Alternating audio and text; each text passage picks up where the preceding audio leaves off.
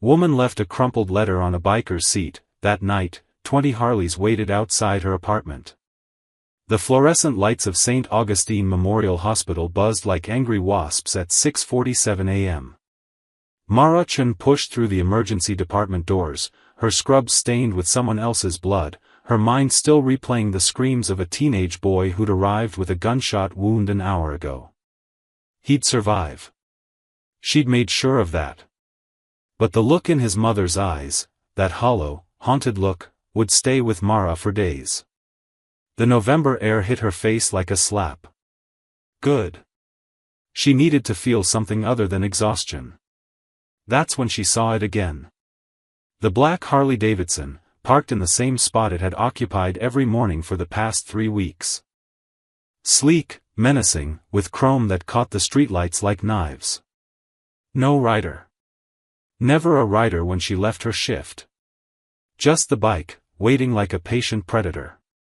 Mara's hand trembled as she fumbled for her car keys. Don't look at it. Just get to your car. But she couldn't help it. Her eyes found the motorcycle, and her stomach twisted into a familiar knot. Because the bike wasn't the problem. The bike was just a marker, a sign that he had been here. The man in the gray sedan. She'd first noticed him 2 weeks ago, a dark blur in her peripheral vision as she'd walked to her car. Then he appeared again.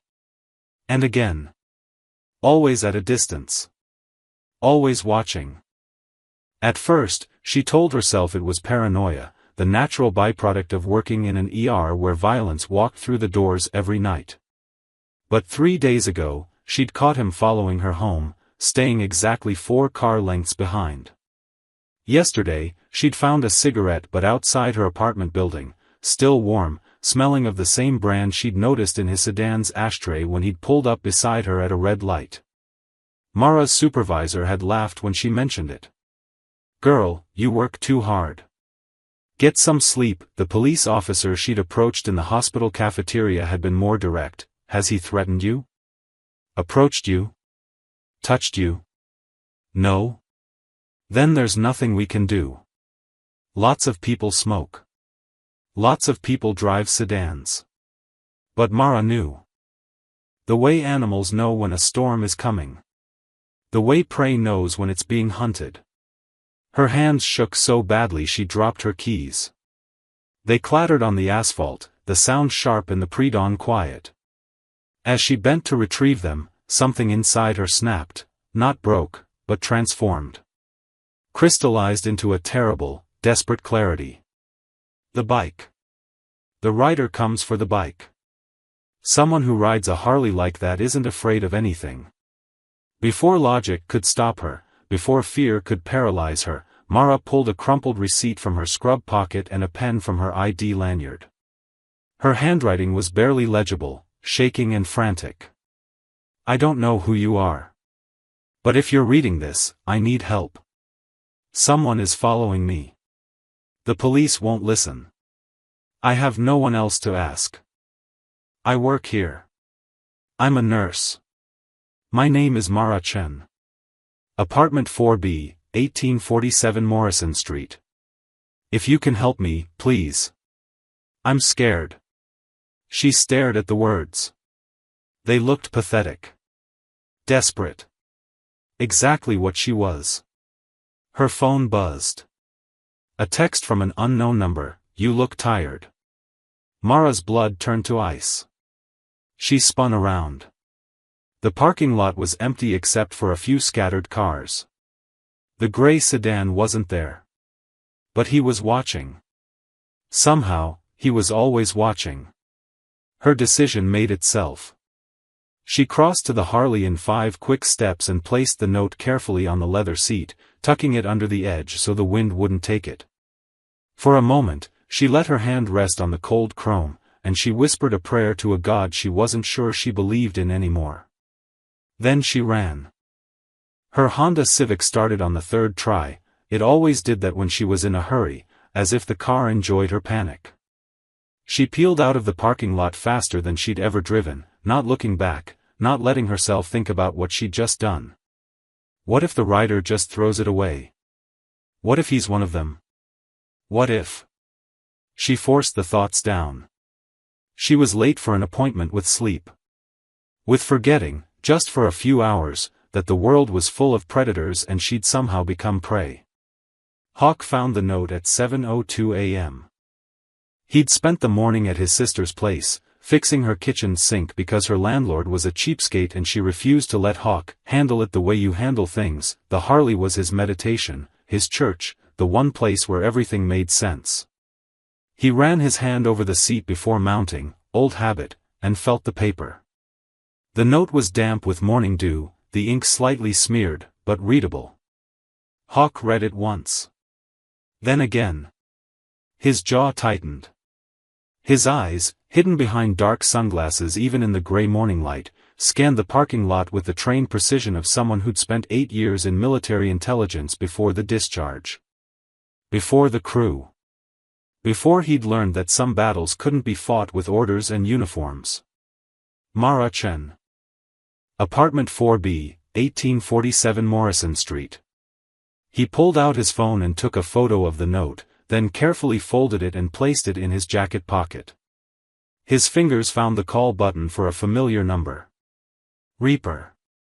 I need everyone at the clubhouse in 30 minutes. His voice was calm, measured. We've got a live one. As he started the Harley, the engine's rumble cutting through the morning silence, Hawk allowed himself a grim smile. Whoever was hunting Mara Chen had made a critical mistake. They'd parked their prey next to a wolf. The clubhouse sat at the edge of the industrial district, squeezed between a defunct textile mill and a salvage yard that asked no questions. To anyone passing by, it looked like just another garage, peeling paint, rusted corrugated roof, windows so dirty they were practically opaque. That was intentional. Inside was a different world. Hawk pushed through the heavy door at 7:34 a.m. to find his crew already assembled. 8 people around a scarred wooden table, coffee mugs in hand, eyes alert despite the early hour. These weren't the leather-clad stereotypes from movies.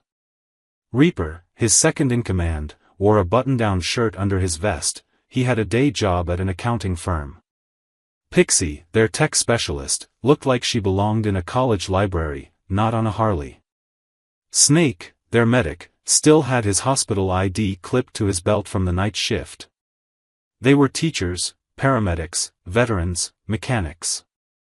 People who'd seen the cracks in the system and decided to fill them.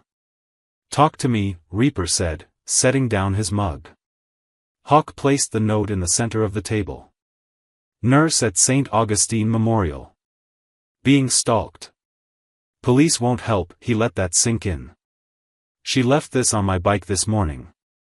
Pixie picked up the note, her eyes scanning it quickly. She's desperate. Look at the handwriting, she wrote this in maybe 10 seconds. Pure adrenaline. Morrison Street, Snake muttered, pulling up a map on his tablet. That's near the waterfront district. Rough area. Lots of empty warehouses. Perfect hunting ground, Reaper added darkly. Hawk nodded. Pixie, I need everything. Hospital records, work schedule, security footage from the parking lot for the past month. Snake, pull her home address through the hospital database, discreetly. I want to know the layout of her building, entry points, blind spots. On it, Pixie's fingers were already flying across her laptop keyboard. Hospital security is laughable. I'll have footage in 15 minutes. Diesel, torch, Hawk turned to 2 men by the door, both built like brick walls. I want eyes on 1847 Morrison Street within the hour. Don't let her see you. We're looking for patterns. Anyone watching the building, anyone who doesn't belong. What about the nurse? Asked Wrench, a wiry woman with grease permanently embedded under her fingernails. She know we're coming? Not yet, Hawk's voice was firm. Right now, she's scared and vulnerable. If we approach too soon, we might spook her, or tip off whoever's following her. We gather intel first. Confirm the threat is real. You think it might not be? Reaper raised an eyebrow. Hawk pulled out his phone and showed them the photo he'd taken. Look at the handwriting. Look at the words. This woman is terrified. Either the threat is real, or she's experiencing something that makes her believe it is. Either way, she needs help. Pixie's laptop chimed. Got her schedule. Mara Chen, registered nurse, ER department. She works 4 12-hour shifts per week, Monday, Tuesday, Thursday, Friday. Night rotation, 7 p.m. to 7 a.m., she paused, her face darkening. She requested a schedule change 3 weeks ago. Wanted to switch to day shifts. Request was denied due to staffing shortages. 3 weeks, Snake said quietly. Hawk, when did you start parking at St. Augustine? 3 weeks ago, Hawk felt the pieces clicking together. My sister's place is 2 blocks from there. I've been stopping by in the mornings after she gets off work, fixing things around her apartment. So Mara saw your bike and thought Reaper trailed off. She thought I was part of whatever's happening to her, Hawk finished. But then she got desperate enough to take the chance. Pixie's laptop chimed again. Security footage coming through now, she turned the screen so everyone could see. This is from 4 nights ago, 7:15 a.m. The grainy black and white footage showed Mara walking to her car. In the background, barely visible, a gray sedan idled near the parking lot exit. Keep watching, Pixie said. The sedan followed Mara's car out of the lot, maintaining a careful distance. Run the plates, Hawk ordered. Pixie's fingers danced across the keyboard. Already on it. Plates are registered to. Huh. That's weird. What? The car is registered to Meridian Security Solutions, Pixie looked up. It's a private security firm. But get this, they have no website, no business listings, no online presence except for the vehicle registration. The room went silent. Reaper spoke first, his voice tight. A ghost company. Or a front, Snake added. Hawk's instincts, honed by years of combat and investigation, were screaming. This wasn't a simple stalker. This was organized. Professional. Change of plans, he said, his voice cutting through the tension. Diesel, Torch, get to Morrison Street now. Pixie, I need everything on Meridian Security. Reaper, call Blackwood. Reaper's eyes widened. The detective? Hawk, if we bring law enforcement into this. We need to know what we're dealing with, Hawk's jaw was set. Mara Chen asked for help. We're going to give it to her. But we do this smart. He looked around the table at his crew, these unlikely guardians who'd answered a call most people ignored. Let's find out who's hunting our nurse. Mara hadn't slept. She'd tried, climbed into bed still wearing her scrubs, pulled the covers over her head like a child hiding from monsters. But every creak of the building, every distant siren, every footstep in the hallway above sent her heart hammering against her ribs. At 2 p.m., she gave up and took a shower hot enough to turn her skin pink. The scalding water couldn't wash away the crawling sensation that she was being watched. You look tired. That text message. Those 3 words. He'd been close enough to see her face, to count the shadows under her eyes. Close enough to touch. She dressed in jeans and a sweater, pulled her black hair into a messy bun, and made a decision. She couldn't stay in the apartment. The walls were closing in. She needed people, noise, normalcy, even if it was just an illusion. The Riverside Cafe sat on the corner of 5th and Elm, a tiny establishment with mismatched furniture and a view of the murky water that gave the place its name. Mara had discovered it 6 months ago during a particularly brutal stretch of shifts. The owner, Mrs. Kim, made coffee strong enough to resurrect the dead and never asked questions when customers sat for hours nursing a single cup. The bell above the door chimed as Mara entered. 3 other customers scattered across the room, an elderly man doing a crossword puzzle, a young couple absorbed in their phones, and a broad-shouldered man in a leather jacket sitting by the window. Mara chose a table in the back corner. Defensible position, clear view of the entrance. When did I start thinking like this? The usual, honey. Mrs. Kim appeared with a pot of coffee, her weathered face creasing into a warm smile. Please, Mara's voice sounded hollow to her own ears. As Mrs. Kim poured, Mara pulled out her phone. No new messages. She should feel relieved. Instead, the silence felt ominous, like the pause before a storm. The note. Did he find it? Did he throw it away? Was I insane to think a stranger on a motorcycle would? Mind if I sit? Mara's head snapped up. The man from the window stood beside her table, holding his own coffee mug. Up close, he was intimidating, not in an aggressive way, but in the way of someone who'd seen combat and carried it in his shoulders. Dark eyes behind darker sunglasses, even indoors. A scar traced along his jawline. Mara's instinct screamed danger, but something else whispered underneath it. Recognition, maybe. There are other tables. He didn't move. But you look like you could use some company. Someone watching your back. The words hit her like ice water. Mara's hand tightened around her phone. What did you say? Rough neighborhood. You're sitting with your back to the wall, eyes on the door. Old habit, he shrugged. Military does that to you. Makes you see threats everywhere. It was a reasonable explanation. Casual. But Mara noticed he hadn't actually asked permission again, just pulled out the chair and sat down, positioning himself so he could see both the entrance and the street outside. I'm Hawk, he said simply. Hawk. The name triggered something in her memory, a detail, a shadow. But before she could place it, Mrs. Kim returned with a slice of apple pie Mara hadn't ordered. On the house. You're too skinny, the old woman patted Mara's shoulder and shuffled away. She's right, Hawk said. You look like you haven't eaten in days.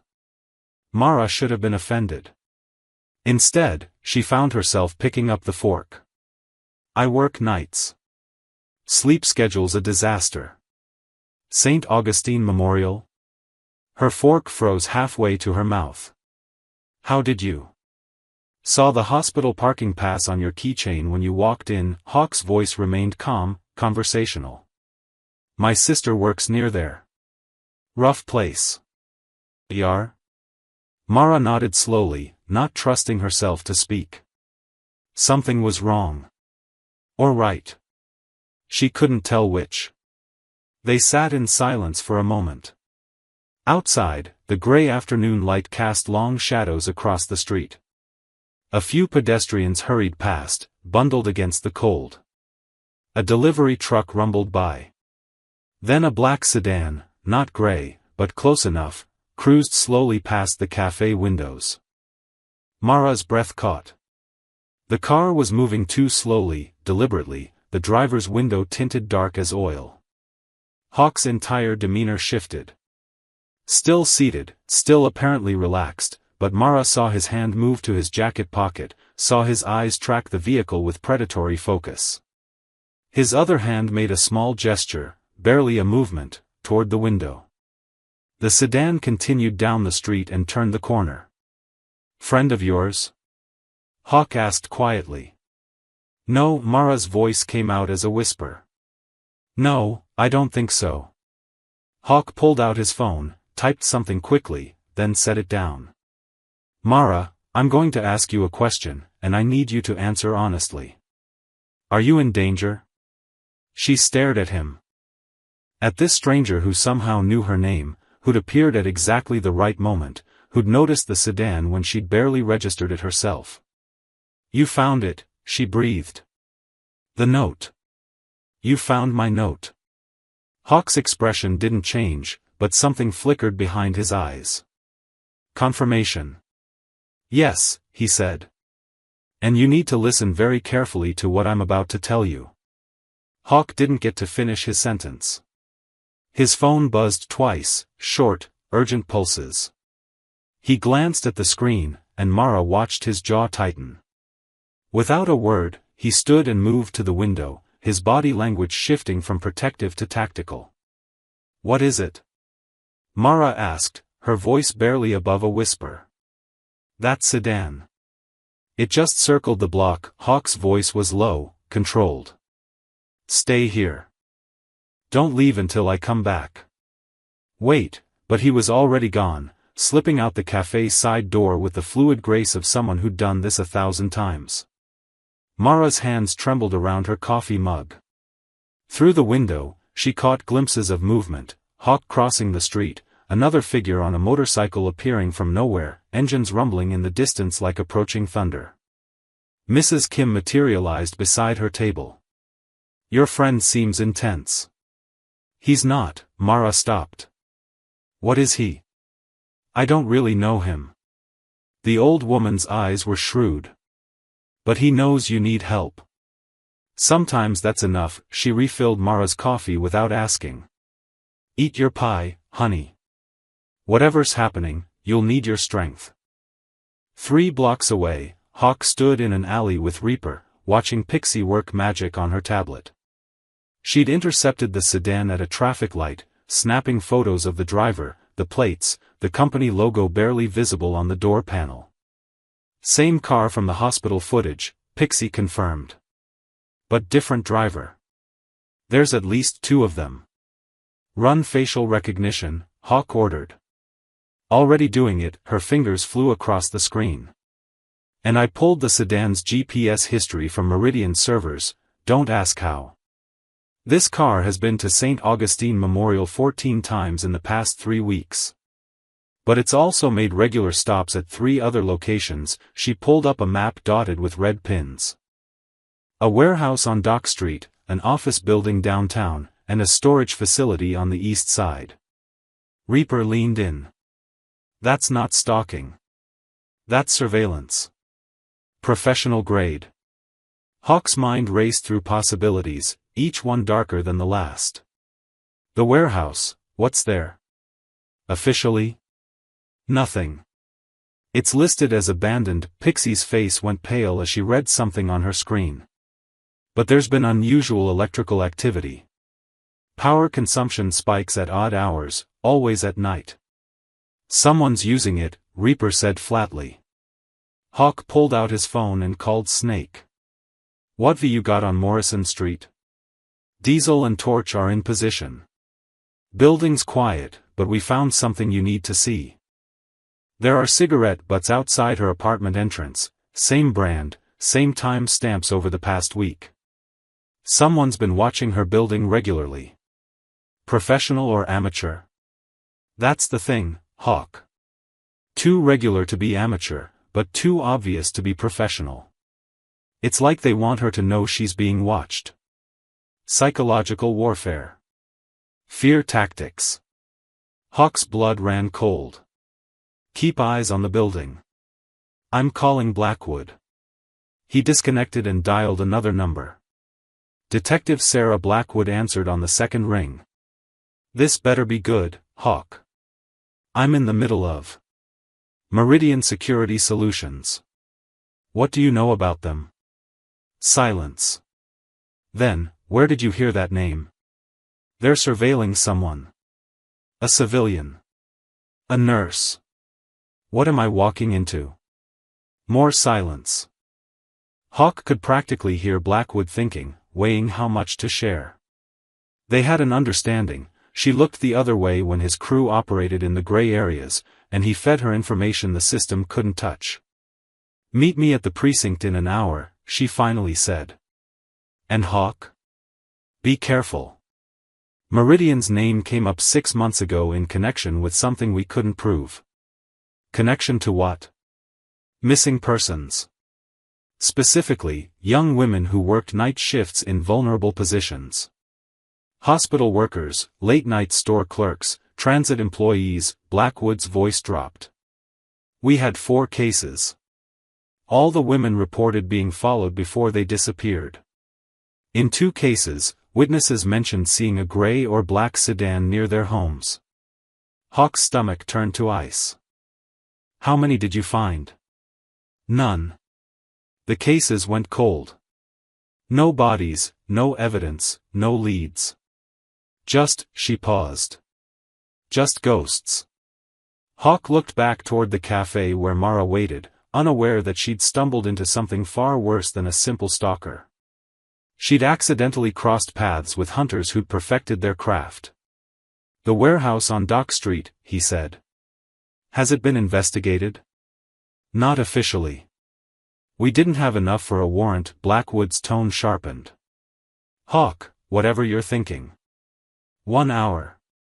Precinct. He hung up. Reaper was watching him. How bad? Worse than we thought. Hawk pulled up the map on Pixie's tablet, studying the 3 locations Meridian frequented. They're not just following Mara. They're evaluating her. Mapping her routine, testing her responses, isolating her. For what? Pixie asked, though her expression said she already knew. Hawk's voice was granite. For harvest. The word hung in the air between them, heavy with implication. This wasn't about one woman being stalked. This was about a network, an organization that had been operating in plain sight, using a security company as cover while they selected and acquired targets. And Mara Chen had just become their next mark. Change of plans, Hawk said, his mind already racing ahead. We don't wait. We don't investigate. Pixie, I need the crew mobilized, everyone. Reaper, get Torch and Diesel to Mara's apartment building now. Full perimeter. You think they'll move tonight? Reaper asked. Hawk thought about the sedan circling the cafe, about the cigarette butts outside Mara's building, about the way predators acted when they sensed their prey slipping away. I know they will. Mara returned to her apartment at 8:47 p.m., convinced she'd made a terrible mistake. Hawk had come back to the cafe an hour after he'd left, his face unreadable, and told her to go home, lock her doors, and wait. Don't open for anyone except me, he'd said. I'll explain everything tonight. Now, climbing the 3 flights of stairs to her apartment, the elevator had been broken for months, she felt exposed. Vulnerable. The stairwell lights flickered, casting shadows that seemed to move with malicious intent. 4th floor. Almost there. Her keys jingled as she pulled them from her purse. The hallway was empty, silent except for the muffled sound of a television from 4C. Mrs. Patterson, probably watching her crime shows, oblivious to the real danger lurking just outside. Mara's hand shook as she unlocked her door. She stepped inside, threw the deadbolt, fastened the chain, and leaned against the wood, breathing hard. Her apartment was exactly as she'd left it, small, cluttered with medical journals and takeout containers, the plants on the windowsill struggling to survive her neglect. Normal. Safe.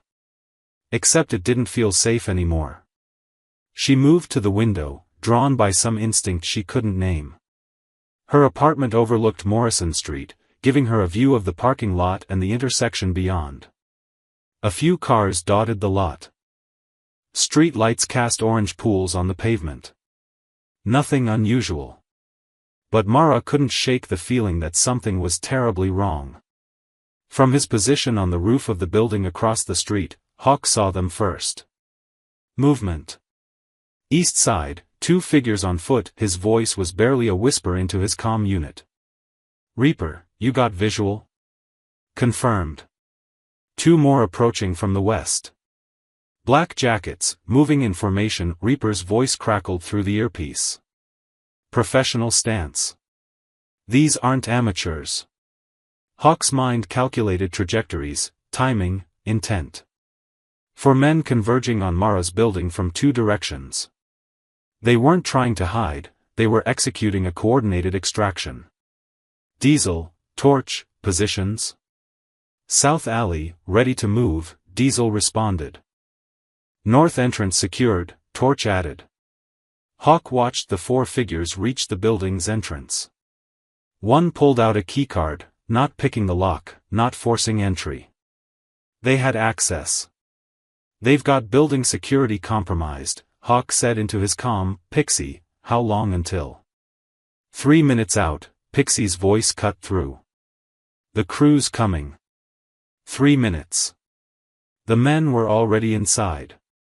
Hawk made his decision in half a second. Reaper, with me. Diesel, Torch, hold the exits.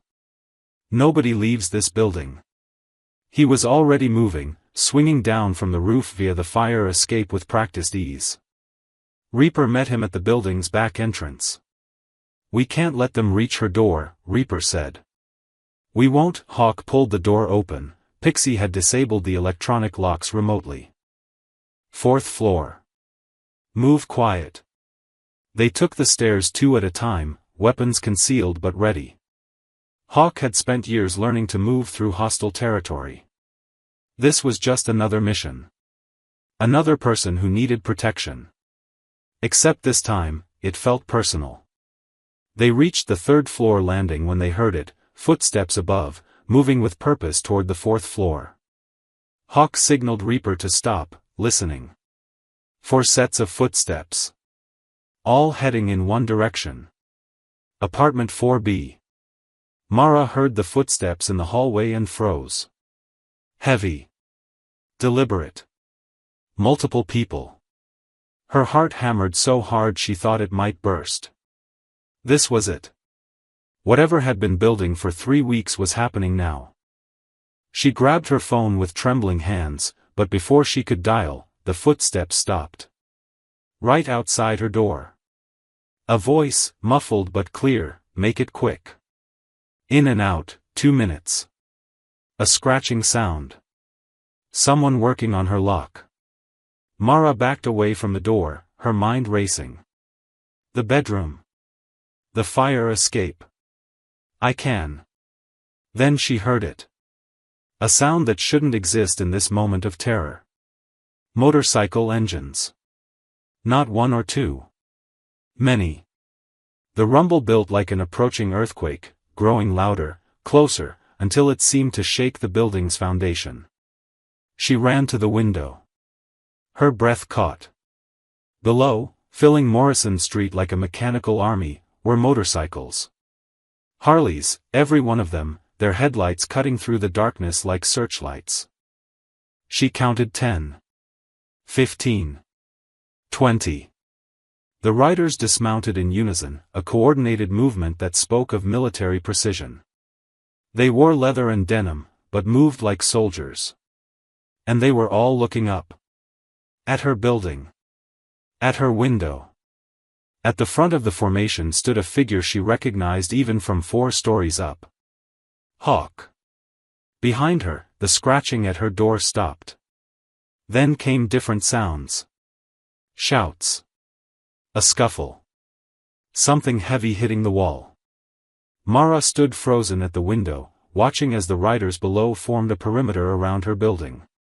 She couldn't understand what she was seeing. Couldn't process how a desperate note left on a motorcycle seat had summoned an army. Her apartment door shuddered. Not from someone trying to get in, from something heavy slamming against it from the outside. Then silence. A knock. 3 times. Controlled. Mara. It's Hawk. You're safe now. Open the door. She moved as if in a dream, sliding back the deadbolt, removing the chain. The door swung open. Hawk stood in the hallway. Behind him, 4 men lay face down on the floor, their hands zip-tied behind their backs. Reaper stood guard, his expression grim. I think, Hawk said quietly, it's time we had that talk. The auto shop didn't look like salvation. Peeling paint, a rusted sign that read Mike's Automotive, though no one named Mike had worked there in years, and garage doors that groaned like dying animals when they opened. But as Hawk's motorcycle rolled inside, followed by 2 others carrying Mara as a passenger behind Pixie, she realized appearances were the point. No one would look for anyone here. The main garage bay was exactly what it appeared to be, oil-stained floors, tool benches, a partially disassembled engine. But Hawk led her past all of it to a door at the back that opened into a space that made Mara stop in her tracks. The room was clean, organized, and clearly operational. Computer monitors lined one wall, displaying security feeds and data streams. A large table dominated the center, covered with maps, photographs, and documents. Comfortable chairs, a small kitchen area, even a couch that looked like it had seen people sleep off long nights. This wasn't a garage. It was a command center. "Sit," Hawk said, gesturing to the table. His voice was gentle, but Mara heard the steel underneath. She sat. Her legs wouldn't have held her much longer anyway. The crew filtered in, she recognized Reaper, and Hawk introduced the others. Pixie, who looked barely old enough to drink but had somehow orchestrated the entire evening. Snake, the medic, who gave her a professional once-over and handed her a bottle of water. Diesel and Torch, who'd stayed behind to deal with the 4 men from her hallway. Who were they? Mara asked, her voice hoarse. Contractors, Hawk said, pulling up a chair across from her. Working for Meridian Security Solutions. Which isn't actually a security company.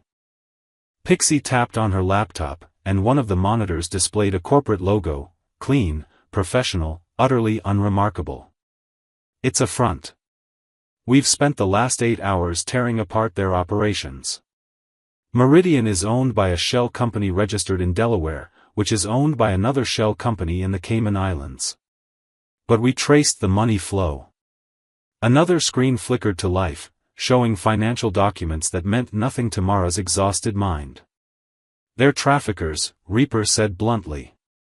They identify vulnerable women, people who work alone, at night, in positions where they interact with the public. They study them, map their routines, isolate them psychologically. Mara felt the room tilt. The texts. The cigarettes. The sedan. All part of the process, Snake confirmed. They break down your sense of security, make you doubt yourself, ensure you won't be believed if you report it. By the time they make their move, you're too scared and too tired to fight effectively. But why me? Mara whispered. I'm nobody. I'm just a nurse. Hawk leaned forward, his dark eyes intense. You're exactly what they look for. You work nights, you're new to the city, Pixie found that you transferred here 8 months ago. You live alone, no family nearby. You're isolated, exhausted, vulnerable, he paused. And you're a caretaker. People who help others rarely ask for help themselves. You're the perfect target. The words hit Mara like physical blows. Every choice she'd made, every circumstance of her life, had painted a target on her back. How many, she asked. How many others? The silence that followed was answer enough. We've identified 4 missing women over the past 6 months, Pixie said quietly. All matching your profile. All reported being followed before they disappeared. The police investigated, but Meridian's cover is good. No evidence, no witnesses, no trail. Where are they now? But Mara already knew. She'd worked in the ER long enough to recognize death in people's eyes. She saw it now in the faces around her. We don't know, Hawk admitted. But we found something tonight. The warehouse on Dock Street, we have evidence it's being used as a processing center. That's where they take people before, he stopped, choosing his words carefully. Before they're moved somewhere else. Mara's hands clenched into fists. 4 women. 4 lives erased because they'd committed the crime of being alone and afraid. Because they'd worked hard and asked for nothing. What happens now? She asked. Now we give you a choice, Hawk said. We can get you out. Put you on a bus to another city, give you cash and a new identity, and you disappear. You'll be safe, but they'll just find someone else. Or you help us end this. Reaper pulled out a photograph, one of the men from her hallway, now in police custody. We have 4 contractors in custody. Detective Blackwood is willing to cut a deal if they talk. But we need more. We need evidence that connects Meridian to the warehouse, to the missing women. We need proof that will hold up in court. Mara looked at the photograph. At the man who'd been seconds away from entering her apartment, from dragging her into a nightmare she'd never wake from. She thought about the other women. The ghosts who'd left behind empty apartments and unanswered questions. The families who still waited for phone calls that would never come. What do you need me to do? Hawk exchanged glances with his crew. Then he pulled out a small device, a wire, she realized. Professional grade, nearly invisible. Your hospital, he said carefully. We think Meridian has someone inside. Someone who identifies potential targets, provides schedules, personal information. That's how they knew so much about you. The betrayal was a knife between her ribs. Someone at St. Augustine, someone she probably worked with, was feeding information to predators. You want me to go back, Mara said.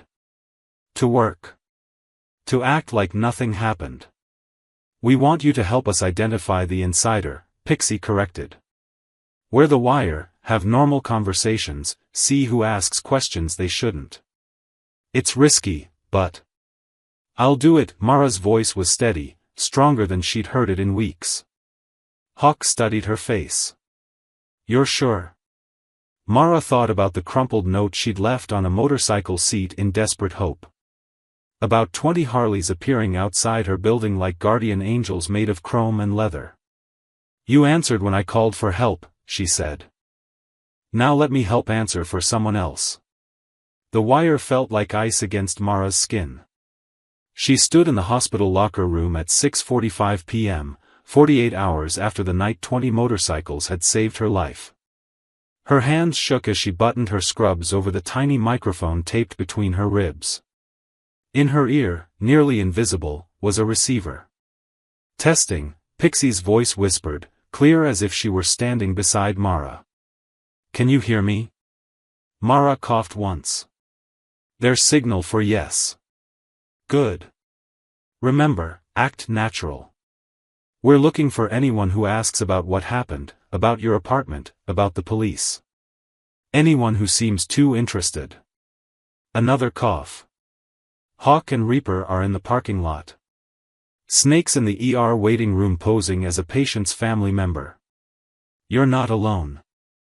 But Mara felt alone as she pushed through the locker room door into the fluorescent brightness of the emergency department. The familiar chaos wrapped around her, monitors beeping, nurses calling out vitals, the sharp antiseptic smell that never quite masked the underlying scent of blood and fear. Chen. Her supervisor, Dr. Rashid, waved her over. Good to have you back. Heard you had some trouble at home.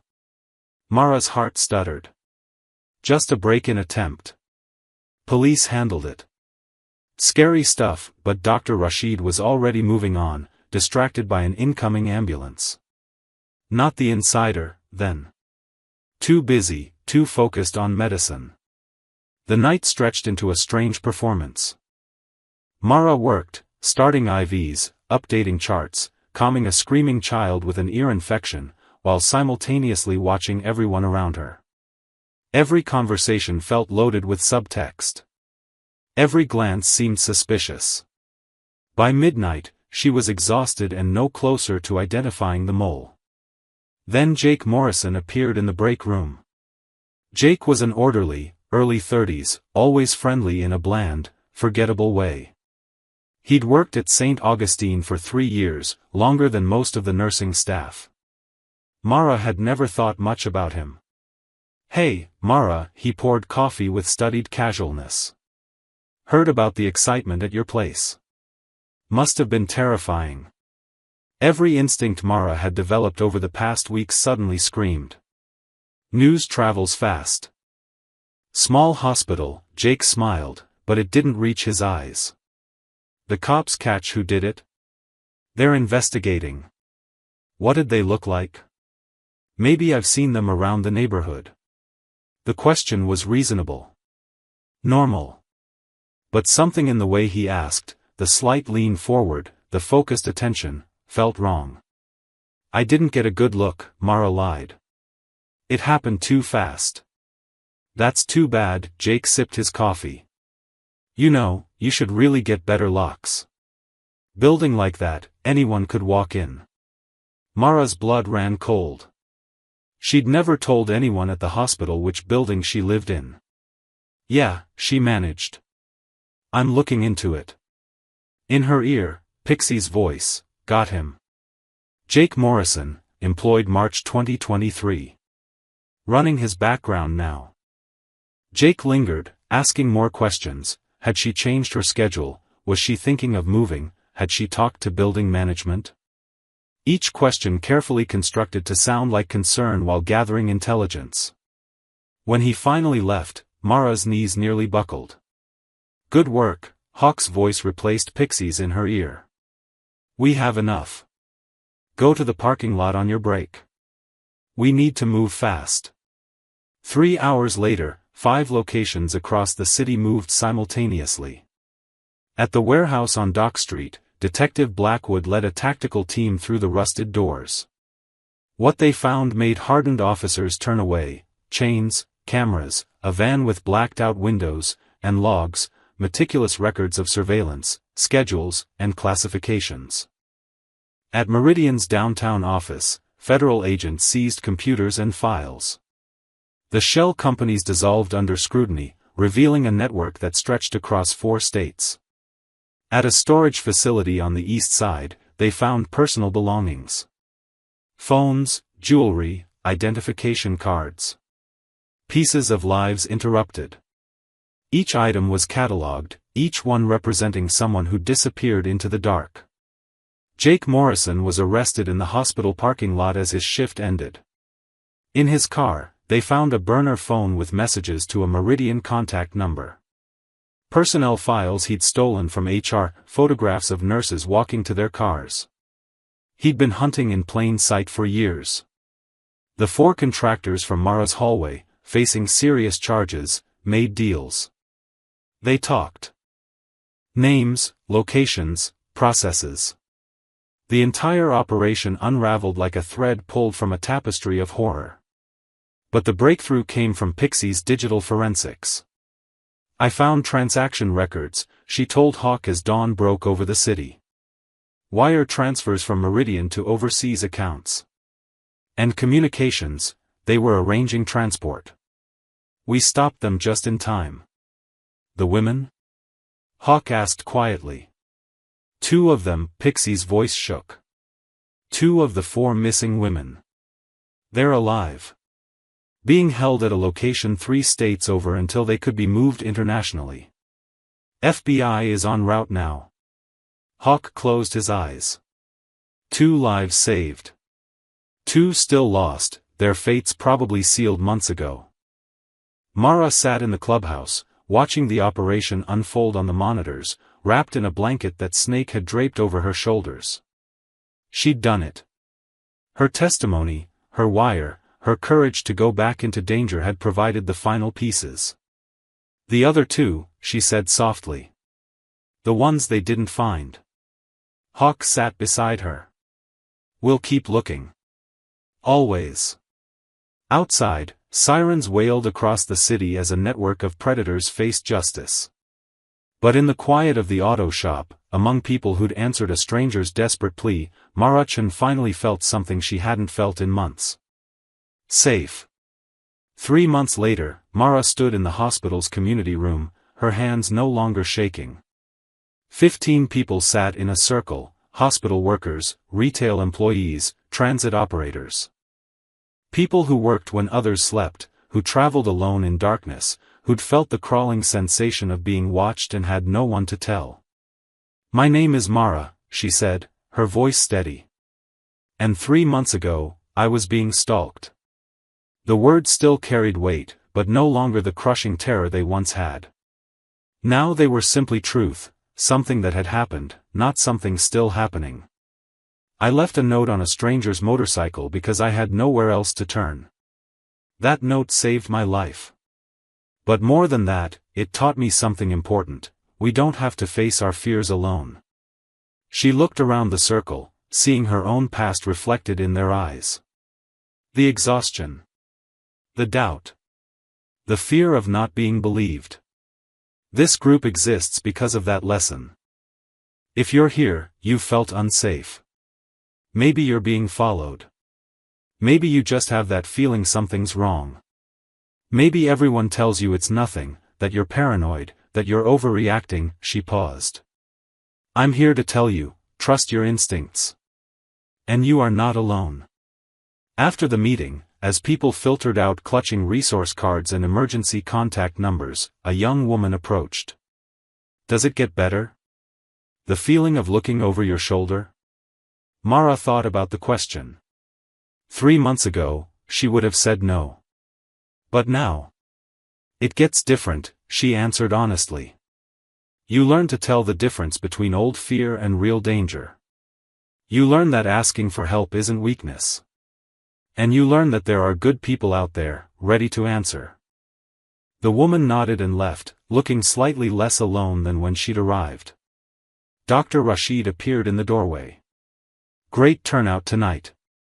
Administration is impressed.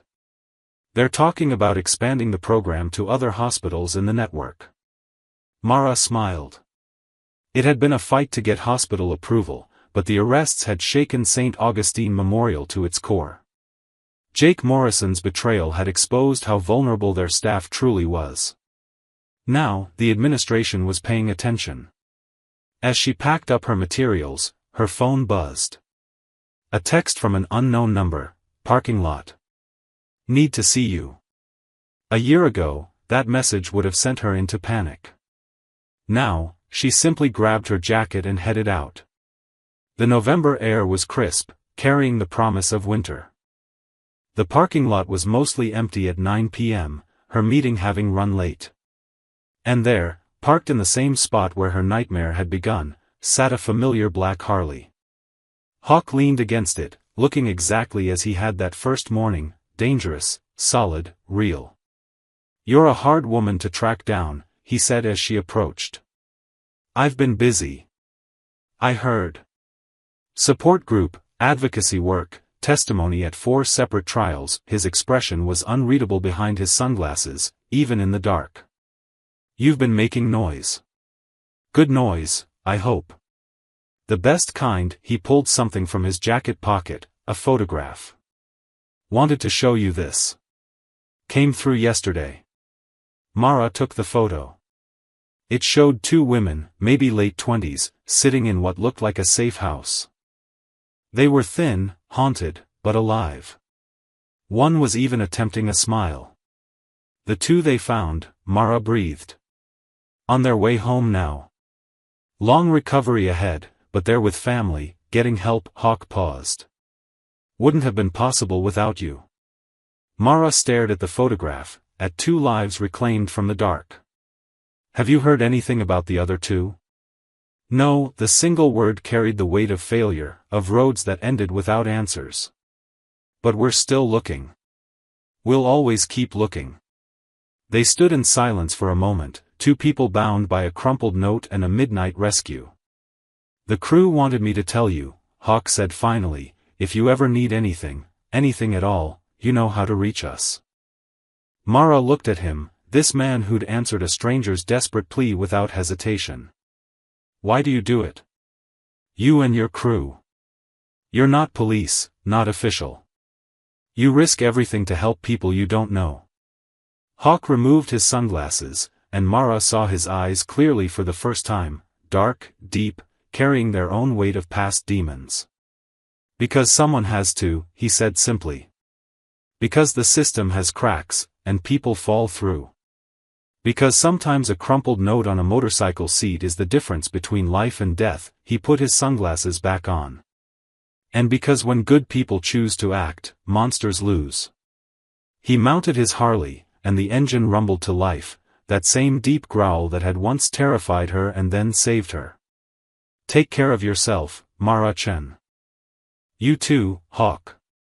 She watched him ride away, his taillight disappearing into the city night.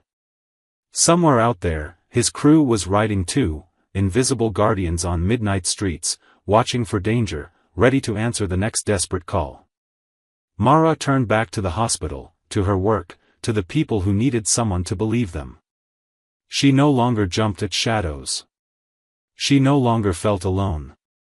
Because she'd learned the most important lesson of all, in a world that could be cruel and predatory, there were also protectors.